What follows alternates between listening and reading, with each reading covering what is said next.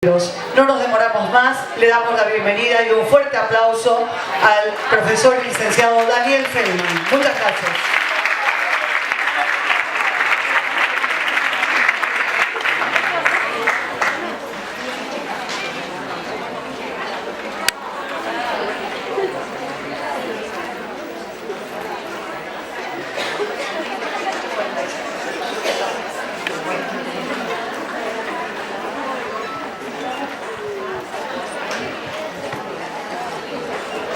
Buenas tardes. Con algunos ya nos hemos visto hace muy poquito. Va a ser difícil levantar lo que escuchamos recién. Es menos rítmico, aunque el ritmo en la enseñanza es importante. No va a tener tanto impacto. Pero la propuesta yo había hecho para esta segunda parte, gentilmente los organizadores me dieron la oportunidad de tener dos momentos de exposición con ustedes. Trabaja sobre imágenes y metáforas y yo lo voy a utilizar para referirme a la enseñanza, lo voy a utilizar para pensar sobre nosotros mismos, pero está claro que también lo estoy usando como un paralelo por el poder que el uso de las imágenes y las metáforas tienen en general sobre la enseñanza. Un tema en el cual también a veces las corrientes más racionalistas de las últimas décadas dejaron de lado. Y bueno, este es un congreso de alfabetización y literatura. El poder de la narrativa en la enseñanza. Y no solo la narrativa para la literatura, sino la narrativa en general. La narrativa como una forma de construirle sentido al mundo. Y las imágenes y las metáforas son formas de construir un sentido al mundo. Y por ahí voy a empezar, no sin después tratar de hacer un proceso que vaya de la metáfora hacia una modelización más conceptual. Esto nos va a ayudar, por lo menos a mí, a hablar de la enseñanza o de variables de la enseñanza o distintas maneras de encarar la enseñanza, por un lado, pero también para hablar de lo que podría ser una pauta para el proceso pedagógico. Pero en parte envidioso por los colegas que se dedicaron a los talleres, voy a empezar con algo de literatura para esto. La mayoría lo conoce como Frankenstein. En realidad, él no era Frankenstein, es la criatura. Porque Frankenstein no es el armado. De hecho, en el libro de Mary Shelley, Frankenstein nunca tiene nombre. Él no tiene nombre, está siempre denominado la criatura. En realidad, ¿quién es Frankenstein? Es él. Es el doctor Frankenstein. Sí. Que intenta, y todos ustedes conocen seguramente la historia, aunque no hayan leído la novela, la idea de Frankenstein es que él puede crear vida a partir de partes no vivas. Y si quieren, hay muchas versiones, y recientemente Tim Burton hizo Frankenweenie, que es una película deliciosa que maneja exactamente la misma idea.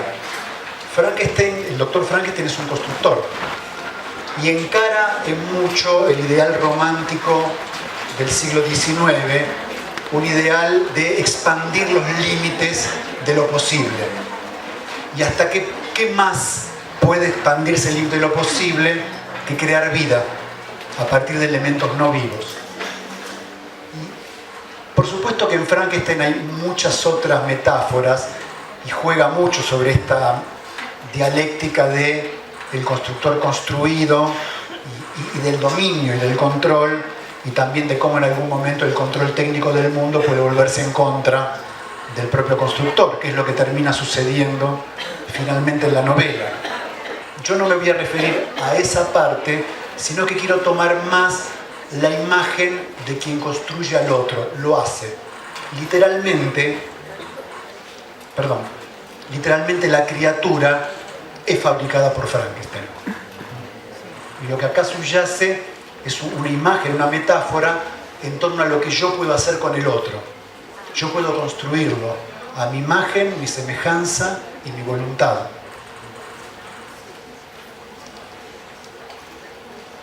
La figura que sigue es una figura clásica, es la de Prometeo. Como ustedes saben, Prometeo es conocido porque roba el fuego de los dioses y es condenado por ellos a un castigo eterno del cual es liberado por Hércules después.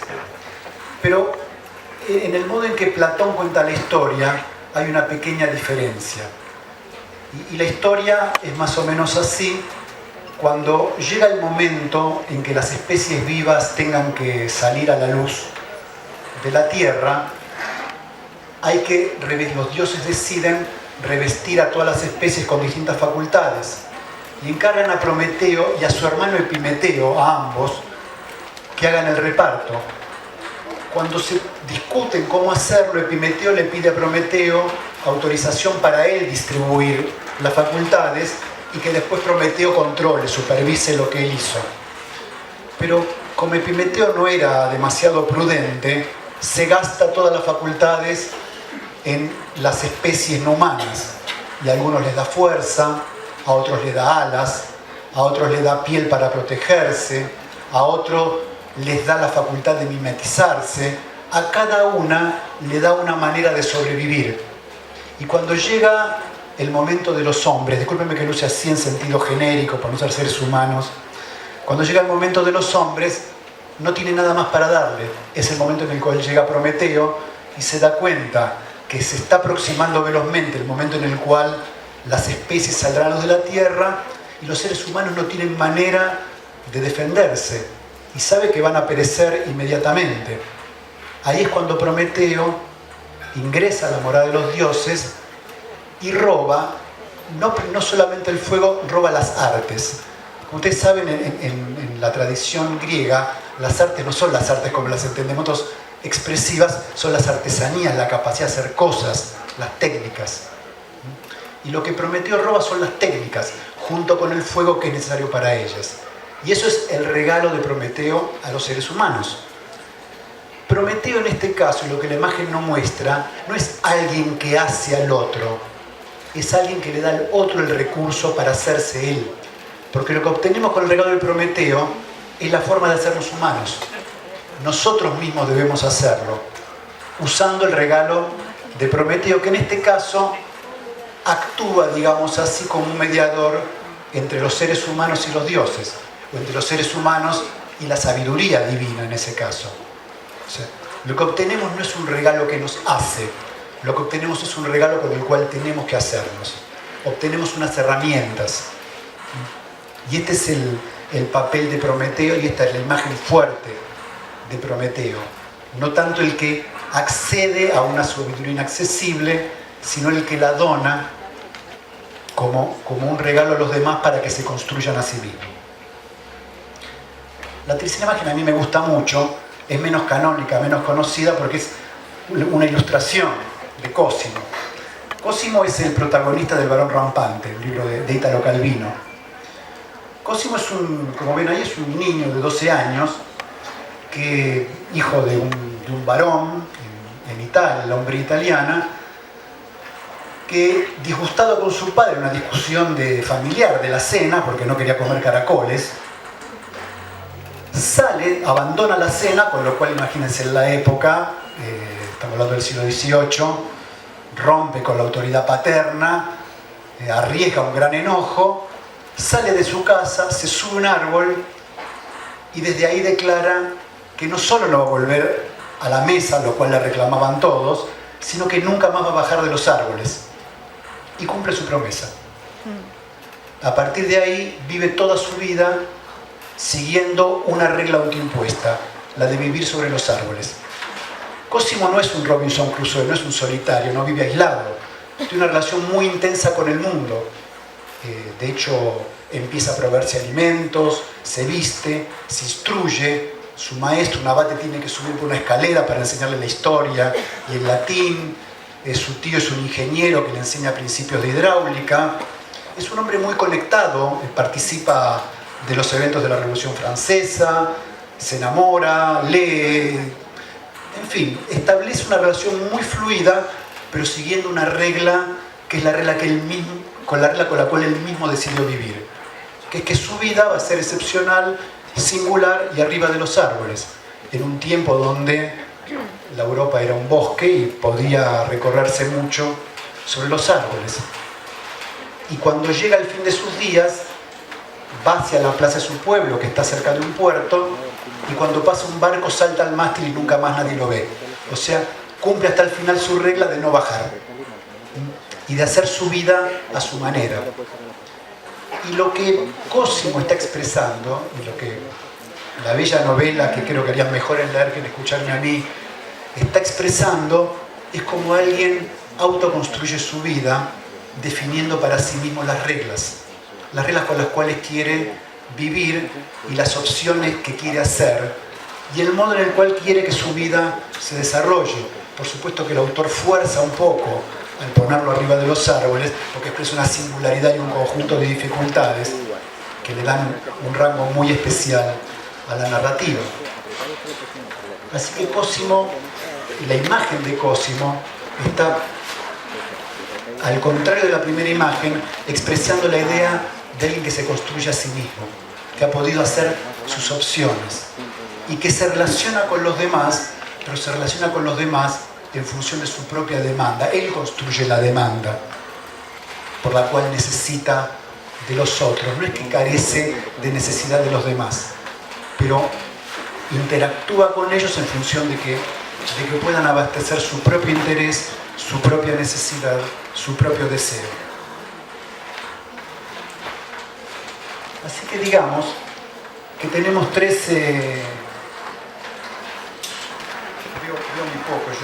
imágenes figurativas: Frankenstein, Prometeo y Cosimo. Y hasta aquí las imágenes. Como ven, ya en las mismas imágenes ha implicado mucho contenido. Y tal vez el contenido sea más potente que cualquier explicación teórica que yo pudiera haber dado o hecho. La imagen de Frankenstein, que yo lo tomé prestada, de Philippe Mériès, desde ya ustedes conocen Frankenstein educador, aunque Frankenstein es ampliamente conocido, pero a partir de la lectura de su libro es que pensé que se podía desarrollar algo en este terreno.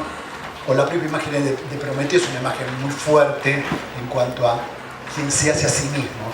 La imagen de Cosimo es una imagen menos utilizada, en todo caso porque el que más la recuerda de la literatura es de Robinson Crusoe, pero con una diferencia, no porque haya querido. Entonces, autoarma su vida, pero la autoarma forzada por las circunstancias. Cosimo, por el contrario, elige estar donde está. Y a partir de ahí desarrolla lo que desarrolla. Así que quiero tomar las tres imágenes y cruzarlas por algunas dimensiones ahora un poco más conceptuales, más analíticas. En los tres casos, el proceso, y si lo pensamos ahora ya sí en términos de proceso pedagógico, es un proceso distinto. En un caso, el tipo de proceso que aparece implicado es un proceso de producción. Digamos, Frankenstein, el profesor, digan ustedes si quieren ahora, produce el resultado que se dará. ¿Qué será ese resultado? Aprendizajes, subjetividad, identidad, capacidad, competencia, el que ustedes quieran definir, es producto de la acción del profesor, de nosotros mismos. Porque el proceso central está descrito como un proceso productivo. En el segundo caso, el proceso ya no es de producción, es lo que podemos llamar un proceso de iniciación. Cuando uno inicia a alguien en algo, lo que está haciendo no es hacerlo como debe ser, sino dándole la entrada a ese mundo o a ese modo de hacer las cosas.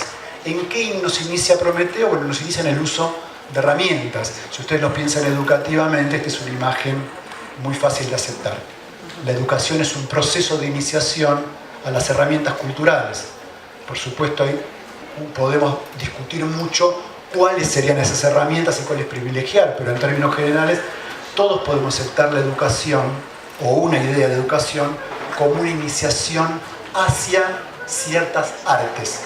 Las artes del pensamiento, las artes del cuerpo, las artes de la expresión, las artes de la vida social. Y cuando digo arte me refiero a los modos de hacer eso. El tercer tipo de proceso lo podemos definir como un proceso de crecimiento. Como ustedes ven, cuando algo crece, normalmente, las pautas básicas del crecimiento están en aquel que crece, que se desarrolla. ¿Qué hace el resto del ambiente? Auxilia, ayuda, protege, cuida, provee. Pero claramente la información en torno al crecimiento está en aquello que se desarrolla. Entonces, 3 imágenes, 3 tipos de procesos distintos para la educación. La educación como producción, la educación como iniciación, la educación como crecimiento. Y si rearmáramos el cuadro, nos empezaría a quedar esta relación.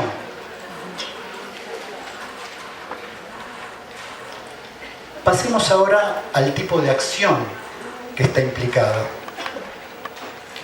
Y yo veo básicamente 3 tipos de acción. La primera acción le puedo llamar una acción de modelamiento. Ustedes saben, cuando uno modela, uno parte de una materia y logra que al final del proceso la materia tenga la forma que uno previó al inicio. Y claramente con el modelamiento uno le va incorporando progresivamente forma a la materia. Podríamos pensar la pedagogía como incorporar progresivamente forma en los alumnos, en los estudiantes. Y esto es en buena medida lo que hacemos gradualmente nosotros en la enseñanza. Le vamos dando forma, entre otras cosas, la forma principal que les damos es hacer que ingresen a la escuela alumnos y egresen estudiantes. Esto es, los hemos modelado como estudiantes, como gente, si hicimos bien el trabajo, por supuesto, como gente que adquirió la capacidad de estudiar, que no es solo estar sentado en el banco de la escuela, adquirió un tipo de capacidad o de posibilidad. El segundo tipo de acción, distinto del primero, le voy a llamar la acción de donación. Aquel que hace la acción pedagógica no modela al otro, le dona al otro algo para que se haga a sí mismo. El tercer tipo de acción es el que podemos llamar de cuidado o vigilancia, que es lo que hace falta en una pauta de crecimiento. Cuando alguien debe crecer, debemos cuidar que el crecimiento sea posible, crear un ambiente favorable, amigable, protector, o vigilar que fuerzas externas o fuerzas que puedan perturbar el crecimiento no actúen o no lo perturben, no haga esto. Cualquiera que esté familiarizado con la literatura pedagógica reconocerá la traza de Rousseau en todo esto. O sea, una educación que cuide y que vigile más que una educación que modele o que done. Así que si volvemos a nuestro cuadro, nos podría quedar así, en el cual a la primera imagen se asocian el proceso de producción y la acción de modelado, y así de seguido. Mi tercera variable es el tipo de relación que se establece entre los miembros de la relación pedagógica. Como ustedes saben, las relaciones educativas siempre son entre mucha gente, pero cuando modelamos hablamos de posiciones. O sea, básicamente son 2 posiciones. Aquel que enseña y los estudiantes. Y son posiciones ideales. Después los que en realidad son muchos, pero podemos pensar en términos de 2 posiciones. ¿Qué tipo de relación puede haber entre estas 2 posiciones? Un tipo de relación es una relación causal. Lo que pase como resultado de la acción pedagógica es causa de lo que yo haga. Entonces, entiendo que la relación entre mi acción y los productos, en términos de aprendizaje o de comportamiento de los alumnos, es una relación causal. Yo soy la causa de ello. O digamos, no yo, lo que yo he hecho, mis estrategias, mis dispositivos, el ordenamiento, mi actividad, en general, causó ese efecto, que se expresa en un tipo de producto. Cuando uno establece relaciones causales entre lo que hace y lo que sucede, uno se está echando encima una gran responsabilidad. Porque así como uno es causa de los buenos resultados, también uno debería ser causa de los fallos.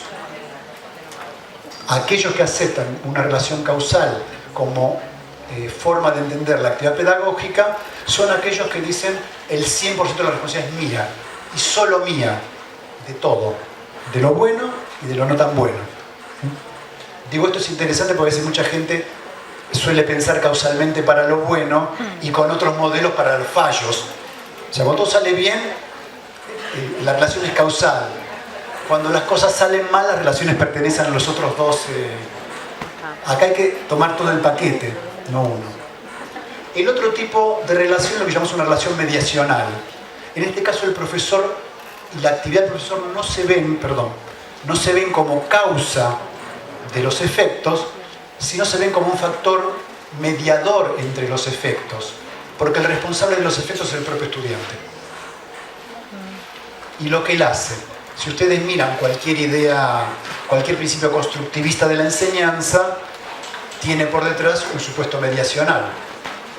El que aprende es el propio alumno. ¿Y nosotros qué hacemos? Nosotros mediamos entre el conocimiento y el alumno, proveemos estrategias, generamos las condiciones para que él trabaje, pero en última instancia la relación causal es entre alumno y producto, no entre enseñanza y producto. Porque el rol de la enseñanza es un rol mediador. Cuando el rol es mediador, ya la responsabilidad no es del 100%. Una parte tengo yo, otra parte tiene el propio estudiante y otra parte tienen otros factores que intervienen en el proceso. El tercer tipo de acción es lo que hemos llamado una acción de retirada. Y cuando digo retirada, me refiero a que la principal función de la actividad pedagógica es darle lugar al otro, en el sentido retirarse. Si en la primera acción yo intervengo para generar los efectos, si en la segunda yo intermedio para que el otro pueda trabajar los efectos, en esta me retiro todo lo posible, porque retirarme es darle lugar al otro. En un video del canal Encuentro, el cual comentamos con algunos colegas y creo que algunos de ustedes han visto, yo relato una historia que le escuché a Jorge Larrosa, un filósofo de la educación de la Universidad de Barcelona, donde él dice que hay una tradición jasídica que dice que Dios no hace al mundo construyéndolo, sino retirándose, que el mundo es lo que queda de los pliegues del manto del Dios al retirarse. Es una idea muy interesante porque contradice como nosotros pensamos habitualmente. Yo hago yendo hacia. Acá yo hago retirándome, porque cuando me retiro creo el espacio para que el otro haga. En este caso mi acción, que es un poco dura de reconocer para los que dedicamos a la pedagogía y la enseñanza, es más retirarme para que el otro ocupe el lugar que avanzar para que el otro logre resultados. Entonces, si reponemos nuestro cuadro, va quedando de esta manera. Cada una de estas cosas implica un tipo de pedagogía. Cuando digo de pedagogía, me estoy refiriendo a la pedagogía no en el sentido filosófico, sino a la pedagogía en el sentido más específico de la relación que se establece. En el primer caso, en términos muy generales, es lo que podemos llamar una pedagogía instructiva. Instructiva en el sentido, el profesor instruye a los alumnos en el material o en lo que deben aprender. Y coincide con la idea de producción que habíamos visto antes. En el segundo caso, el tipo de pedagogía es una pedagogía que llamaríamos más bien dialógica. Yo estoy englobando muchas cosas dentro de cada paquete. Esto no es una estrategia de enseñanza. Es un gran paquete para meter muchas cosas adentro. Las pedagogías dialógicas, o lo que Perkin llama los métodos socráticos, lo que suponen es que la persona hace su propio conocimiento. Como ustedes recuerdan, en el diálogo socrático, la idea principal es que las personas sabían, solo que no saben que saben. Y el diálogo tiene que ayudarlos a que emerja lo que saben. No tenemos por qué aceptar un supuesto tan sustancialista respecto al conocimiento, pero está claro que toda pedagogía dialógica a lo que conduce al otro es que vaya él al encuentro del conocimiento y elabore él por él mismo, reconstruya, rearme las relaciones, encuentre lo que deba encontrar. Dialógica en el sentido que entiende que las personas no lo hacen solas. Y la idea es potente e interesante y tiene que ver con esto de mediación.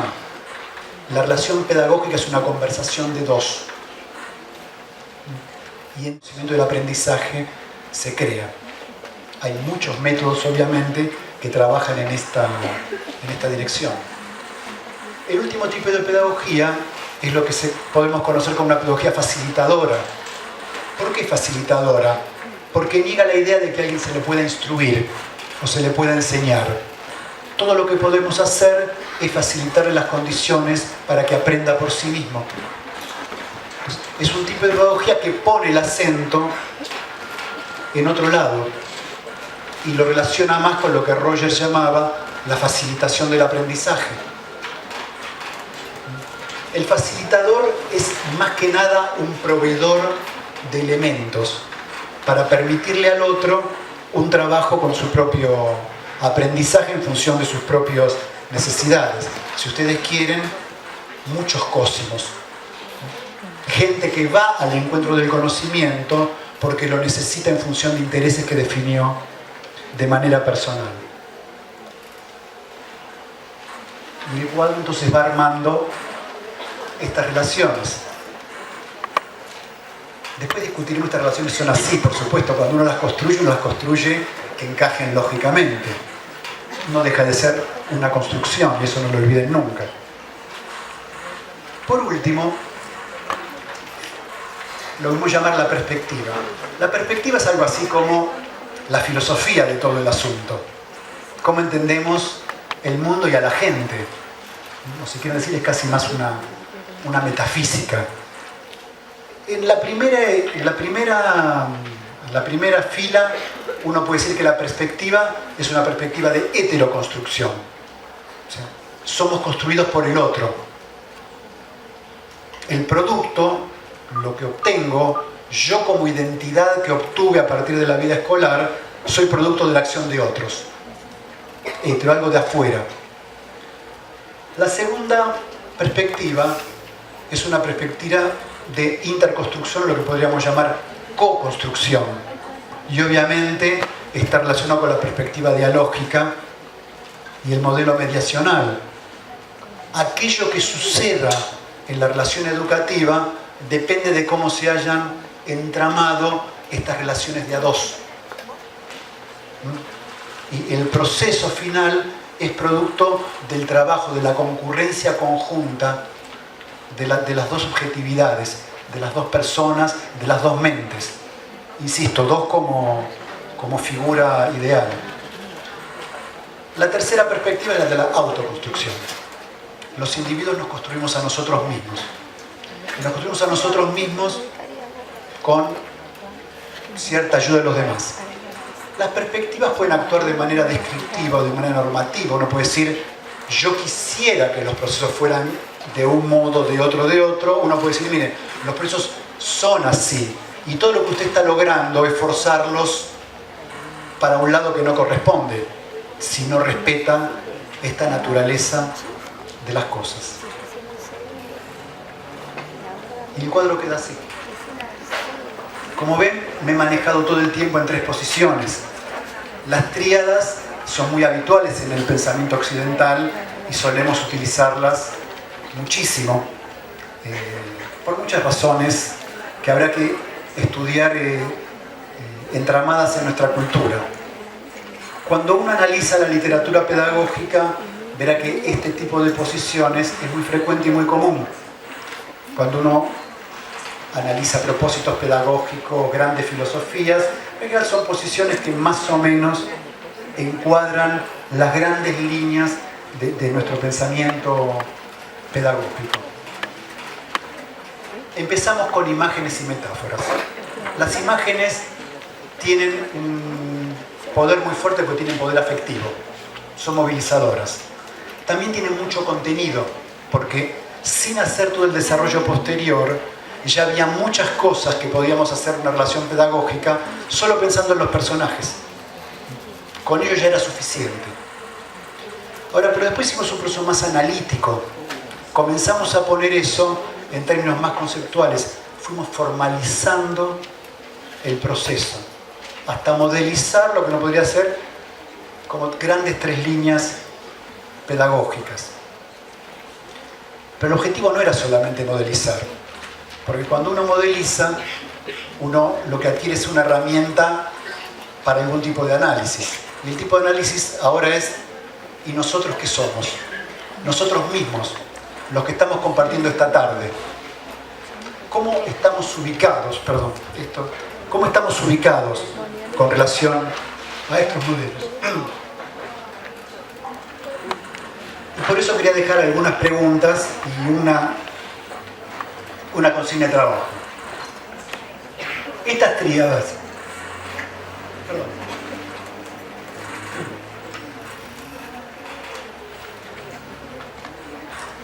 esto que yo acabo de presentar, ¿implica que estos son los límites dentro de los cuales se mueven las posibilidades pedagógicas? Pregunta que les dejo y habrá que ir. ¿Estos límites, si existieran, son límites o es que no logramos pensar trascendiéndolos? O sea, ¿en qué modo nosotros mismos no somos productores y presos de esto que hemos indicado? ¿Son límites tal vez del propio proceso histórico en el cual hemos construido instituciones educativas? Las posiciones, ¿son estas tres? ¿Los rasgos son estos? Algunos de los que está aquí, y somos unos cuantos, ¿se sintió representado por estas metáforas? ¿O por los modelos que siguen? Cada uno, ¿qué imagen propondría para esta tarea?